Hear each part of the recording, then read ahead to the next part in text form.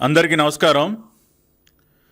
5 సంవత్సరాల పాటు 2019-24 మధ్య డిఎస్సి పేరుతో కొన్ని లక్షల మందిని దగా చేసినటువంటి గొడ్డలి పార్టీ, ఇదిగో ఇస్తాం ప్రభుత్వ ఉద్యోగాలు, అదిగో ఇస్తాం ప్రభుత్వ ఉద్యోగాలు అని చెప్పి ప్రతి సంవత్సరం కూడా ఊరించి చివరిదాకా కూడా ఒక్క ప్రభుత్వ ఉద్యోగ భర్తీకి కూడా ఎటువంటి చర్యలు తీసుకోకుండా డిఎస్సి ద్వారా లక్షల మందిని నిలువున ముంచినటువంటి గొడ్డలి పార్టీ ఈ రోజున ఇచ్చిన మాట ప్రకారం మొట్టమొదటి సంతకమే మెగా డిఎస్సి పైన పెట్టి డిఎస్సి నిర్వహించి మరి దాదాపు 15,941 మందికి ఉద్యోగాలు అందించి వారి జీవితాల్లో వెలుగులు నింపినటువంటి ఎన్డీఏ కూటమి ప్రభుత్వం పైన, అదేవిధంగా గౌరవ మంత్రివర్యులు లోకేష్ గారి పైన వీరు చేస్తున్నటువంటి నిరాధారమైనటువంటి ఆరోపణలు, నిందలు ఏవైతే ఉన్నాయో ఈ రోజున హైకోర్టు సాక్షిగా రాష్ట్ర సర్వోన్నత న్యాయస్థానం అయినటువంటి గౌరవ హైకోర్టు సాక్షిగా మళ్ళీ ఒకసారి బట్టబయలైనటువంటి పరిస్థితి. కేవలం కడుపు మంట, నేను ఇన్ని లక్షల మందిని దగా చేస్తే వీళ్ళు న్యాయం చేస్తారా, నేను యువతకి ఉద్యోగాలు ఇవ్వకుండా వారిని రోడ్డున పడేస్తే వారి ఇళ్లల్లో వెలుగులు నింపుతారా, నిరుద్యోగ యువతకి నేను గంజాయి మత్తు పదార్థాలు అలవాటు చేసి వాళ్ళ జీవితాల్ని నాశనం చేస్తూ నా జేబులు నింపుకుంటే ఈ రోజున వాళ్ళ జీవితాల్లో వెలుగులు నింపుతారా అన్నొక కడుపు మంటతో వీళ్ళు చేస్తున్నటువంటి రాజకీయం ఏదైతే ఉందో ఈ రోజున హైకోర్టు చీవాట్లతో మళ్ళీ ఒక్కసారి బట్టబయలైనటువంటి విషయాన్ని వాళ్ళ రాష్ట్ర ప్రజలందరూ కూడా తెలుసుకున్నారు. నిన్న చాలా తీవ్రంగా రాష్ట్ర సర్వోన్నత న్యాయస్థానం హైకోర్టు ఈ డిఎస్సి పైన వీళ్ళు చేస్తున్నటువంటి నిందలు ఏవైతే ఉన్నాయో చాలా గట్టిగా ప్రశ్నించడం జరిగింది.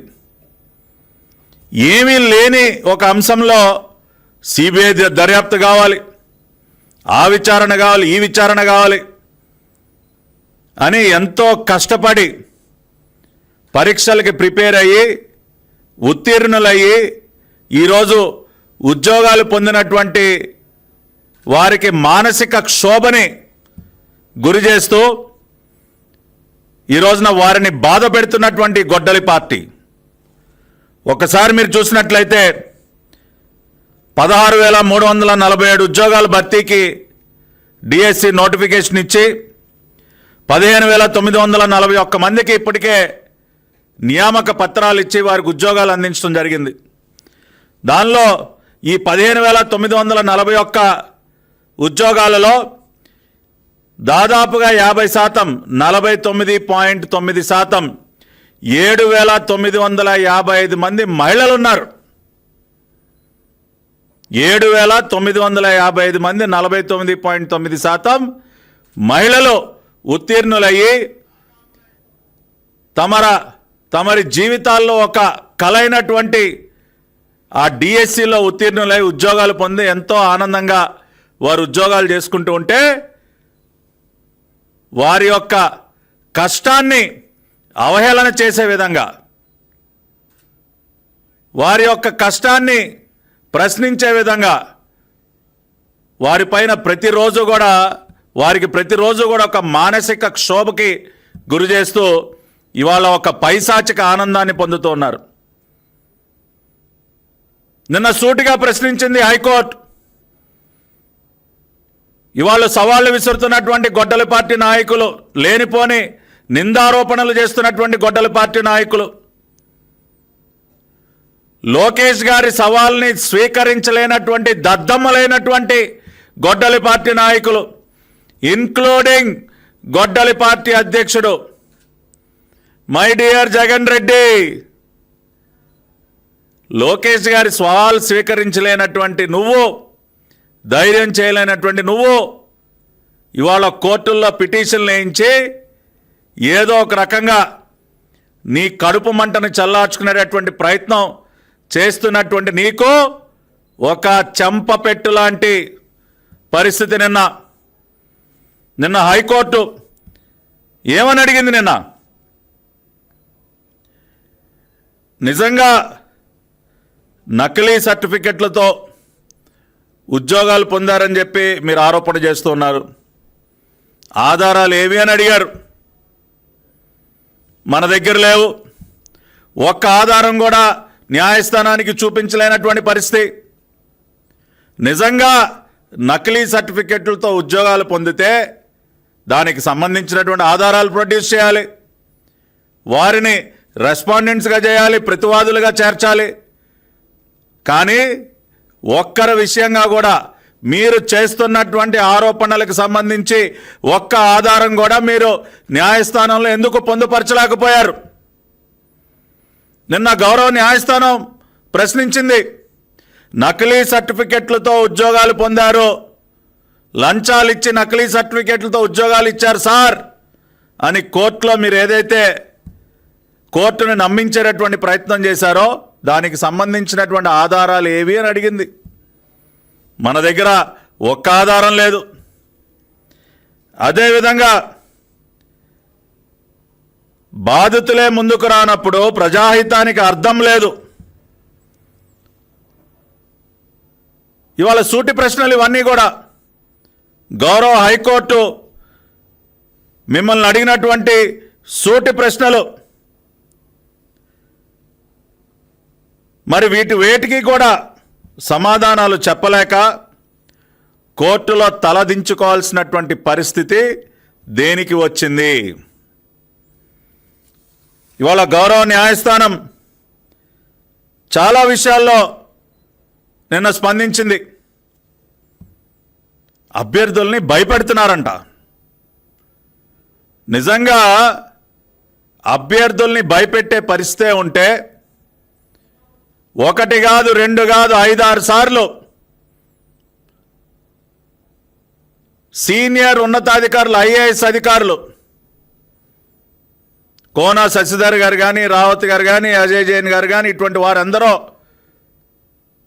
శాప్ ఎండి గారు కానీ, ఇటువంటి వారెందరో ప్రెస్ మీట్లు పెట్టి క్లారిఫికేషన్స్ ఇచ్చి పాయింట్ టు పాయింట్ ఇంకా ఏమన్నా ఉంటే కూడా మీరు రండి క్లారిఫికేషన్స్ ఇస్తామని చెప్పి నిజంగా అభ్యర్థుల్ని భయపెట్టి నిర్బంధించే పరిస్థితే ఉంటే మీరు రండి మీ డౌట్స్ అన్ని క్లారిఫై చేస్తామన్న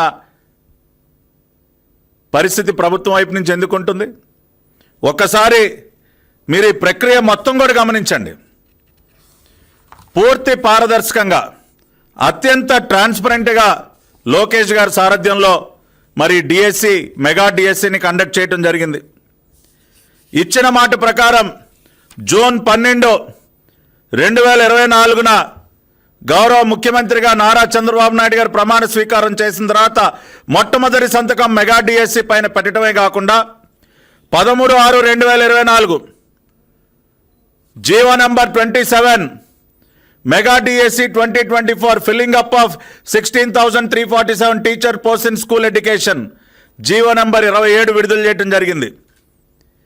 ఇదయా ఇచ్చిన మాట నిలబెట్టుకోవటం అంటే ఇది. ఇవాళ గొడ్డలి పార్టీ నాయకులు చెప్తా ఉన్నాం, మీలాగా 5 సంవత్సరాల పాటు దగా చేయలా, ఇదిగో ఇదిగో అని చెప్పి ఊరించి నట్టేట ముంచలా. ఇచ్చిన మాట ప్రకారం మొదటి సంతకం పెట్టడం జరిగింది. ప్రమాణ స్వీకారం చేసినటువంటి మరుసటి రోజే జీవో విడుదల చేయడం జరిగింది. ఆ తర్వాత 24/2025 నోటిఫికేషన్ విడుదల చేయడం జరిగింది. దాదాపు 3,36,300 మంది అప్లై చేయడం జరిగింది. మొత్తం పరీక్ష మొత్తం కూడా computer based test CBT test 154 కేంద్రాలలో పూర్తి పారదర్శకంగా టీసీఎస్ అయాన్ ప్లాట్ఫామ్ మీద కంప్యూటర్ బేస్డ్ టెస్టింగ్ విధానంలో ఈ పరీక్ష పెట్టడం జరిగింది.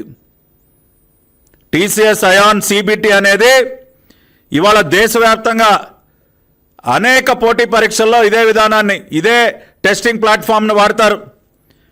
అది ఐఐఎమ్స్కి కానివ్వండి, ఐఐటీస్కి కానివ్వండి, all India institute of medical sciences ఎగ్జామ్స్కి కానివ్వండి, ఎన్టీఏ కానీ, ఎస్ఎస్సి, ఆర్ఆర్బి, ఇటువంటి అనేక పోటీ పరీక్షలకి ఇదే ప్లాట్ఫామ్ను వాడతారు. ఇది అవునా కాదా? ఇది వాస్తవం అవునా కాదా? దీనిని ప్రశ్నించేటటువంటి పరిస్థితి ఉంటుందా? ఇప్పటికీ TCS iON computer based testing platform మీద 15 కోట్ల మంది వివిధ పరీక్షలకి హాజరవటం జరిగింది. 15 కోట్ల మంది. ఇప్పటి వరకు చిన్న డిస్క్రిపెన్సీ లేదు, చిన్న ఆరోపణ లేదు. అటువంటి same testing platform TCS iON computerised based testing ప్లాట్ఫామ్ను వినియోగించి 154 కేంద్రాల్లో 19 కేంద్రాలు అవుట్ ఆఫ్ ఆంధ్రప్రదేశ్ కూడా పరీక్షలు నిర్వహించి జూన్ 6, 2025 నుంచి జూలై 2, 2025 వరకు 24 ఎగ్జామినేషన్ డేస్లో TCS iON computerised based testing platform పైన పరీక్షలు నిర్వహించడం జరిగింది. 3,36,300 మంది అప్లై చేయడం జరిగింది. పరీక్షలు నిర్వహించిన తర్వాత ప్రతి చోట కూడా అనేక రకాలైనటువంటి క్వెర్రీస్ అన్నిటినీ కూడా నివృత్తి చేస్తూ ఒక కాల్ సెంటర్ని ఏర్పాటు చేయటం కానివ్వండి, వాక్-ఇన్ హెల్ప్ సెంటర్స్ ఏర్పాటు చేయటం కానివ్వండి, ఒక కాల్ సెంటర్కే దాదాపుగా 7,381 క్లారిఫికేషన్స్ కాల్ సెంటర్కి రీచ్ అయితే ప్రతి ఒక్క క్లారిఫికేషన్ కూడా క్లియర్ చేస్తూ ఈ పరీక్షల్ని నిర్వహించడం జరిగింది. అంతేకాకుండా మీరు చూసినట్లయితే పరీక్షలు కండక్ట్ చేసిన తర్వాత ఒక డ్రాఫ్ట్ కీని పబ్లిష్ చేయడం జరిగింది. డ్రాఫ్ట్ కీని పబ్లిష్ చేసి దాదాపు 1,40,000 క్లారిఫికేషన్స్ డ్రాఫ్ట్ కీ పైన వస్తే వాటన్నిటినీ కూడా నివృత్తి చేయటం జరిగింది. 5/7/2025 ఇనీషియల్ కీస్ని రిలీజ్ చేసి 12/7/2025 వరకు కూడా అబ్జెక్షన్స్ని రిసీవ్ చేసుకుని వాటన్నిటినీ కూడా క్లియర్ చేసి 1/8/2025 ఫైనల్ కీని విడుదల చేయడం జరిగింది. అదేవిధంగా నార్మలైజ్డ్ ఫైనల్ స్కోర్స్ని 11/8/2025 పబ్లిష్ చేయడం జరిగింది. అంతేకాకుండా ఇవన్నీ కూడా different district level verification committees ఏవైతే ఉన్నాయో ఇవన్నీ కూడా సర్టిఫికేట్ వెరిఫికేషన్ సంబంధించి 28 ఆగస్టు నుంచి సెప్టెంబర్ 13 వరకు సర్టిఫికేట్ వెరిఫికేషన్ చేయడం జరిగింది. ఈ విధంగా ప్రతి అంశంలో కూడా పారదర్శకంగా వ్యవహరిస్తూ 15/9/2025 ఫైనల్ సెలక్షన్ లిస్టుని రిలీజ్ చేయటమే కాకుండా డిఎస్సి వెబ్సైట్లో కూడా పొందుపరచడం జరిగింది. దీనిలో ట్రాన్స్పరెంట్ కానిదే ఉందండి. అంతేకాకుండా ఆ తర్వాత గ్రీవియన్సెస్ని అడ్రస్ చేయడం కోసం 3 అంచెలుగా గ్రీవియన్స్ రిడ్రెసల్ కమిటీస్ని ఏర్పాటు చేయడం జరిగింది. Zonal level committee, state level committee, final appellate authority, ఈ విధంగా గ్రీవియన్స్ రిడ్రెసల్కి కమిటీస్ని ఏర్పాటు చేసి ఇంకా కూడా ఏమన్నా గ్రీవియన్సెస్ ఉంటే వాటన్నిటినీ కూడా అడ్రస్ చేసే ఒక విధానానికి ఈ రోజున శ్రీకారం చుట్టడం జరిగింది. ఆ విధంగా అన్ని రకాలుగా ఎవరికి ఎటువంటి అనుమానాలు ఉన్నా నివృత్తి చేయడానికి walk-in help centres, call centres, grievance redressal committees ప్రతి ఒక్క స్టేజ్లో కూడా అది డ్రాఫ్ట్కి విడుదల చేసినప్పుడు కానివ్వండి, అప్లికేషన్ ప్రాసెస్లో కానివ్వండి, ఎగ్జామినేషన్ ప్రాసెస్ అప్పుడు కానివ్వండి, కీ విడుదల చేసిన తర్వాత కానివ్వండి, ఫైనల్ సెలక్షన్ లిస్ట్ విడుదల చేసిన తర్వాత కానివ్వండి, అనేక అవకాశాలు క్యాండిడేట్స్కి ఇవ్వటం జరిగింది. ఇంకా ఏమైనా ఉన్నా కూడా, ఎందుకంటే మా ప్రభుత్వం యొక్క ఉద్దేశం, నారా లోకేష్ గారి యొక్క ఉద్దేశం పూర్తి పారదర్శకంగా ఈ డిఎస్సి రిక్రూట్మెంట్ అనేది జరగాలి అన్న ఒక ఆలోచనతోనే ఇవన్నీ కూడా ఇన్ని రకాలుగా ఇవన్నీ కూడా ఏర్పాటు చేసి ఎక్కడా కూడా అనుమానాలకి తావలేకుండా పూర్తి పారదర్శకంగా ఇవన్నీ కూడా చేయటం జరిగింది. అదేవిధంగా ఇవాళ హారిజాంటల్ రిజర్వేషన్ గురించి ప్రశ్నిస్తూ ఉన్నారు. మరి ఇదే హారిజాంటల్ రిజర్వేషన్కి సంబంధించి జీవో నంబర్ 77 రిలీజ్ చేసింది ఎవరండి? విడుదల చేసింది ఎవరండి? జగన్మోహన్ రెడ్డి గారి ప్రభుత్వం కాదా? ఆనాటి గొడ్డల పార్టీ కాదా? August 2, 2023 GO number 77 released by the then YSRCP government, గొడ్డల పార్టీ గవర్నమెంట్. దీని ఆధారంగా కదా హారిజాంటల్ రిజర్వేషన్ విధానాన్ని అమలుపరిచింది. మీరు రిలీజ్ చేసినటువంటి జీవో ఆధారంగానే ఈ రోజున రిక్రూట్మెంట్ విధానంలో దాన్ని ఇంప్లిమెంట్ చేస్తే ఇవాళ దాన్నే ప్రశ్నించినటువంటి పరిస్థితికి ఏ రకంగా వస్తారు మీరు? ఈ జీవో రిలీజ్ చేసింది మీరు కాదా? దీనిని కాదనగలరా మీరు?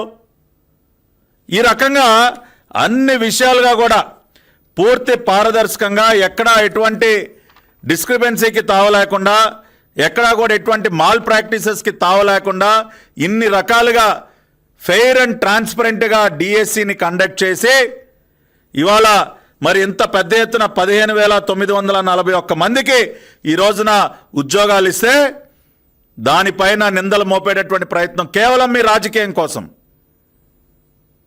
మీరు చేయలేనటువంటి పని మేము చేస్తున్నాం అన్నటువంటి ఒక కడుపు మంటతో చేస్తున్నటువంటి ఈ ప్రయత్నానికి ఇవాళ గౌరవ హైకోర్టు కూడా చివాట్లు పెట్టినటువంటి పరిస్థితి. ఇవాళ నిన్నటి నుంచి కూంకేయమనట్లా, కిక్కురుమనట్లా ఇవాళ రాష్ట్ర వ్యాప్తంగా ఏదో రౌండ్ టేబుల్ సమావేశాలంట, ఆందోళనలంట, వినతి పత్రాలంట, ఇవన్నీ దేనికోసం అయ్యాయి డ్రామా మొత్తం? ఇవాళ డైరెక్ట్గా నారా లోకేష్ గారు ఛాలెంజ్ చేస్తా ఉన్నారు, my dear Jagan, where are you my dear Jagan, రావయ్యా డిబేట్ చేద్దామని చెప్పి దానికి స్పందించేటటువంటి దమ్ము లేదు. ఆ రోజున ప్రభుత్వం తరపున మరి అనేక మంది ఉన్నతాధికారులు ప్లీజ్ కమ్ టు సెక్రటేరియట్, మీకు ఇంకా ఏమైనా అనుమానాలు ఉంటే రండి, మేము క్లారిఫై చేస్తామని ఆహ్వానం పంపితే ఒక్కడు రాలేదు. ఒక్కడు రాలా గొడ్డలి పార్టీ నుంచి మాట్లాడేటటువంటి ఒక్క నాయకుడు. మీ పెయిడ్ మీడియా పైన మీ అవినీతి బురద మీడియా ఉంది కదా అని చెప్పి మీడియా ముందు మాట్లాడటం కాదయా. ఆ రోజున అధికారులు ఆహ్వానించారు, ఇంకా ఎవరికైనా ఎటువంటి అనుమానాలు ఉన్నా ప్లీజ్ కమ్, మేము నివృత్తి చేస్తామని చెప్పి దాదాపు 26 క్యాండిడేట్లకు సంబంధించి మీరు ఎవరి పేర్లైతే ప్రస్తావించారో ప్రతి ఒక్క క్యాండిడేట్కి సంబంధించి ఎందుకో వాళ్ళకి ఉద్యోగం రాలేకపోయిందన్న విషయాన్ని ప్రతి ఒక్క కేస్ స్టడీని కూడా ప్రజల ముందుంచి ఒక డీటెయిల్డ్ ప్రజెంటేషన్ ఇచ్చినటువంటి మాట వాస్తవం కాదా?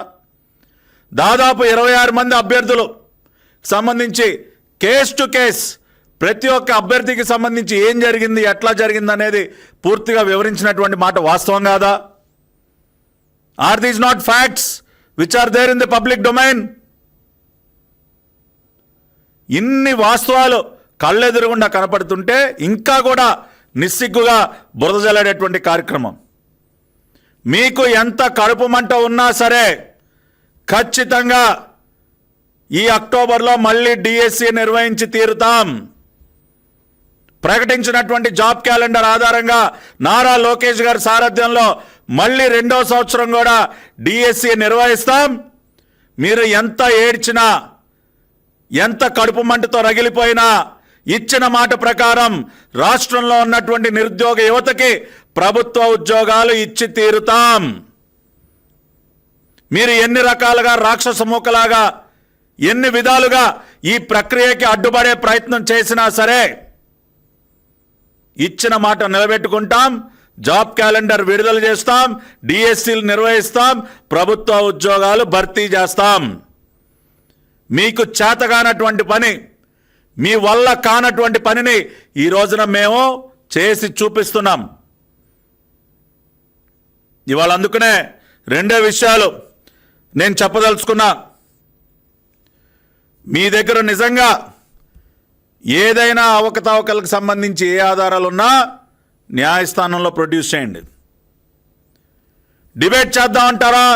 లోకేష్ గారి సవాల్ని స్వీకరించి రండి. మీ గొడ్డలి పార్టీ అధ్యక్షుడిని జగన్ రెడ్డిని రమ్మనండి. లోకేష్ గారు అన్నారు, ప్లేస్ మీరు ఫిక్స్ చేసినా సరే, మమ్మల్ని ఫిక్స్ చేయమన్నా సరే, టైం మీరు ఫిక్స్ చేసినా సరే, మమ్మల్ని ఫిక్స్ చేయమన్నా సరే, ఎక్కడైనా సరే, ఎప్పుడైనా సరే డిబేట్కి రెడీ అని చెప్పి దమ్మున్న మగాడిలాగా నారా లోకేష్ గారు ఇస్తున్నటువంటి సవాల్ని స్వీకరించండి అయ్యా. ఇవాళ గంటలు, రోజులు, వారాలు గడిచిపోతూ ఉన్నాయి. పిరికి సన్నాసుల్లాగా మీ ప్యాలెస్ల్లో కూర్చొని మాట్లాడటం కాదు. ధైర్యంగా రండయ్యా. మీరు సిగ్గుండాలి కదా హైకోర్టు చేత చివాట్లు పెట్టించుకోవడానికి. తప్పుడు పిఐఎల్ ఇస్తారా? ఒక పబ్లిక్ ఇంట్రెస్ట్ లిటిగేషన్ అనేది మీ రాజకీయాల కోసం కాదు, మీ రాజకీయ అవసరాల కోసం న్యాయస్థానాల సమయాన్ని వృధా చేయబాకండి చెప్పి చివాట్లు పెట్టిందా? సిగ్గుపడండి మీరు. రాష్ట్ర హైకోర్టులో తలదించుకొని చీవాట్లు పెట్టించుకొని ఇంకా కూడా ఏంటా మీరు మాట్లాడేది? ఏం మాట్లాడతారు మీరు?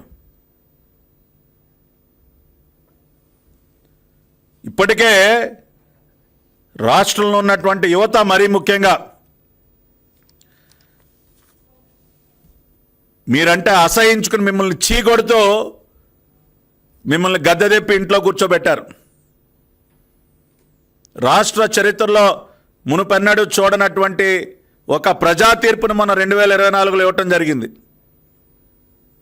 ఆ తీర్పు నుంచి గుణపాఠాలు నేర్చుకోకుండా ఇంకా కూడా యువత ఉద్యోగ జీవితాల్లో వెలుగుని నింపే ప్రయత్నం చేస్తున్నటువంటి ప్రభుత్వం పైన ఈ బురద జల్లే కార్యక్రమాన్ని మానుకోండి. వాస్తవాలతో ఇదే విధంగా ప్రజల ముందుకు వస్తాం, యువత కోసం పనిచేస్తాం. నారా లోకేష్ గారి సారథ్యంలో 20 లక్షల ఉద్యోగాలు కల్పన ఏదైతే ఉందో అది ప్రభుత్వ ఉద్యోగాల భర్తీ ద్వారా కానివ్వండి, పెట్టుబడులు తీసుకొచ్చి ప్రైవేట్ సెక్టర్లో కానివ్వండి, 20 లక్షల ఉద్యోగాల హామీని ఖచ్చితంగా నిలబెట్టుకొని రాష్ట్ర యువత భవిష్యత్తుకు ఒక బంగారు బాట వేసి తీరుతాం. మీరు ఎన్ని రకాలుగా అడ్డుకునే ప్రయత్నాలు చేసినా సరే వాటిని ఇదే రకంగా చెంప చెళ్ళుమనే విధంగా తిప్పికొడుతూ యువత కోసం పనిచేస్తూ ముందుకు వెళ్తామని చెప్పి తెలియజేస్తూ మీ అందరి దగ్గర కూడా సెలవు తీసుకుంటున్నాను. నమస్కారం.